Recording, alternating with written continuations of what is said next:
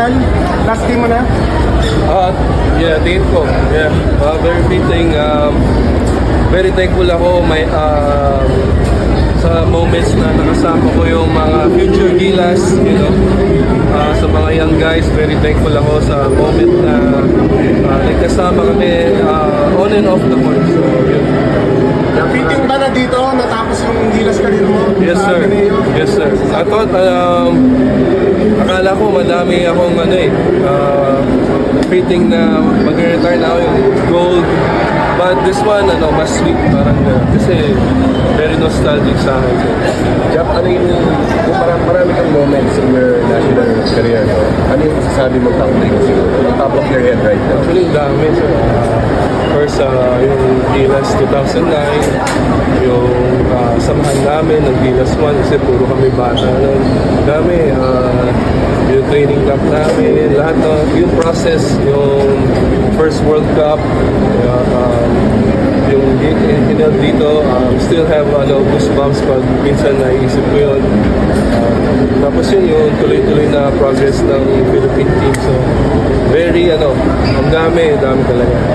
Of my head, so, ang dami talaga. Japit message mo sa mga may iwan ng dito. Oh yeah, very confident ako sa kanila. Kaya nila, malayong mararating nila. So, basta yun nga, kailangan supportahan lang natin sila.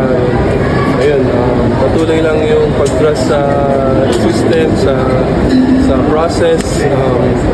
So yun, sana maging talaga sila healthy and maging buo yung core.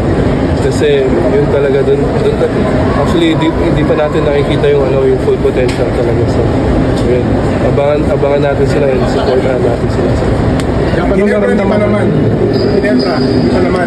Hindi pa naman. Meron pa mga few left in my contract. There you go. Jeff, ano naramdaman mo na sinabi ni Tim ko na starter ka for this final game? Actually, very thankful ako kay Coach Tim. Binigay niya sa akin yung pag-start nito kasi alam naman natin na talagang binibigay niya sa mga young guys yung time. So, ayun lang, as a veteran, yun lang yung focus ko sa defense. Hopefully, kung paano makontain si Wesley, alam namin na siya talaga yung isa sa sa Guam. So, happy naman ako na yun, good start kami, maganda yung defense namin. So, ayun, thankful din ako na pinag-start na. May nakatulong ba na hindi ba sila QMP, sila tayo kaya mas decide ka na rin? It's about, for me, feeling ko,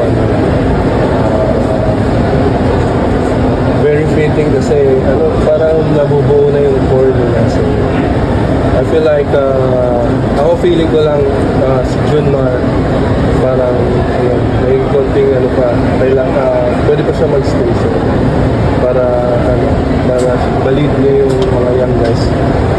Pero, sobrang happy ako sa naging process, sobrang haba na, the time ko with the national team, and then, iiwan ko, makikita ko, ganyan yung, yung mga players, sobrang promising. So, naniniwala din ako sa sinasabi ni Coach Tim na pwedeng, if magsasama-sama itong group na to, malayo. Jeff, malulungkot ka na mo si Junmar after over a decade na representing the Philippines together. Iniisip ko rin darating hindi forever yung basketball. May darating talaga yung time na matatapos na yung career mo. So, ayun talaga. Pero thankful ako naging kasama ko si Junmar. Yung friendship namin talaga yung cherish ko. So, masaya ako kasi sa PBA lagi kami magkalaban, pero dito yung moments namin yung hindi ko makakalimutan.